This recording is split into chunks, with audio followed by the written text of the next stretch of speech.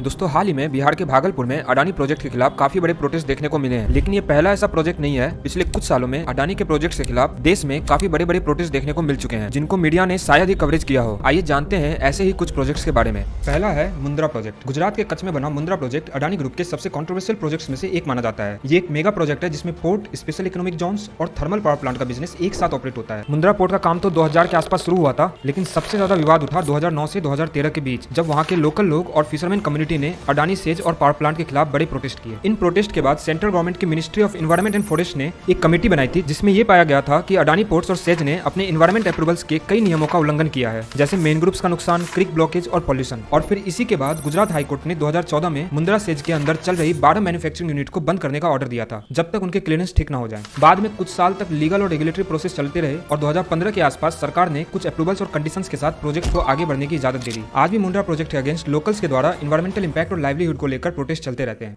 दूसरा है केरला का विजिंजम पोर्ट। केरला के तिरुवनंतपुरम के पास बना विजिंजम पोर्ट भारत का पहला ट्रांसशिपमेंट डीप वाटर पोर्ट है। ये प्रोजेक्ट केरला सरकार और अडानी ग्रुप के पार्टनरशिप में बनाया गया है, जिसका मकसद भारत को एक बड़ा ग्लोबल शिपिंग हब के रूप में स्टैब्लिश करना है। लेकिन इस प्रोजेक्ट को लेकर वहाँ के लोकल फिशरमैन और विलेजर्स में भी काफी प्रोटेस्ट देखने को मिले हैं, और प्रोटेस्ट का मुख्य मुद्दा कोस्टल इरोजन और लो और इम्पार्शियल कंपनसेशन था। 2017 से 2022 तक चलने वाले इस प्रोटेस्ट में हजारों लोगों ने पार्टिसिपेट किया था। हालांकि दिसंबर 2022 में गवर्नमेंट एश्योरेंस के बाद प्रोटेस्ट शांत हुआ और इसी साल मई में पीएम नरेंद्र मोदी ने इस पोर्ट का इनॉग्रेशन किया और विजिंजम पोर्ट के ऑपरेशंस पूरी तरह से शुरू हुए। तीसरा है हसदेव जंगल। छत्तीसगढ़ का फेफड़ा कहे जाने वाला ये जंगल 1,70,000 हेक्टेयर में फैला है, लेकिन इस जंगल के नीचे छुपा कोयला ही इसके लिए सबसे बड़ा खतरा बन चुका है। सेंट्रल गवर्नमेंट की रिपोर्ट के अनुसार कोल माइनिंग के लिए 3,68,000 पेड़ काटे जा सकते हैं। 2011 में ही उस वक्त के इन्वायरमेंटल मिनिस्टर जयराम रमेश ने इस प्रोजेक्ट को हरी झंडी दी थी और 2013 में इसका संचालन अडानी ग्रुप को सौंप दिया गया। तब से आज तक वहाँ पे कोयले भी निकल रहे हैं और प्रोटेस्ट भी चल रहे हैं। 2021 में ये प्रोटेस्ट तब और बढ़ गया था जब 20 से ज्यादा विलेज के लोग 300 किलोमीटर की पदयात्रा कर रायपुर तक पहुंचे थे, ताकि सरकार को ये बताया जा सके कि ये जंगल सिर्फ उनके लिए पेड़ नहीं है बल्कि उनकी पूरी जिंदगी है। 2023 में जब प्रोजेक्ट का दूसरा फेज छत्तीसगढ़ कांग्रेस सरकार ने मंजूर किया, तो राहुल गांधी ने ही खुद इस फैसले पर असहमति जताई थी। लेकिन आज भी 2025 में भी एक तरफ प्रोजेक्ट की एक्सपेंशन की तैयारी चल रही है, दूसरी तरफ गाँव वाले आज भी सड़क पर हैं, अपने जंगल, अपने घर और अपने भविष्य की लड़ाई लड़ते हुए। इसके अलावा झारखंड का गोंडुलपुरा कोल ब्लॉक, गोड्डा का थर्मल पावर प्लांट, मिर्जापुर का थर्मल एनर्जी पावर प्लांट जैसे कई ऐसे अडानी प्रोजेक्ट्स हैं जिनको लेकर वाइड स्प्रेड प्रोटेस्ट देखने को मिला है। इनमें से ज्यादातर प्रोटेस्ट को देखें, इंक्लूडिंग रिसेंटली भागलपुर वाला प्रोटेस्ट, तो डिमांड लगभग सब में सिमिलर है, जैसे कंपनसेशन देने में impartiality, income issues, livelihood threats और इन्वायरमेंटल कंसर्न्स। हालांकि ज्यादातर प्रोजेक्ट्स जो वर्क कर रहे हैं कोर्ट में चैलेंज करने के बाद, कोर्ट की ऑर्डर्स के बाद ही फंक्शनल है। लेकिन सवाल तो ये बनता है कि जो एश्योरेंस उनको मिलते हैं डॉक्यूमेंट साइन कराने वक्त कि फ्यूचर में आपको ये मिलेगा, ये बेनिफिट्स मिलेंगे, अगर वो बेनिफिट्स उनको फ्यूचर में नहीं मिलते हैं तो इसकी गारंटी कौन लेगा?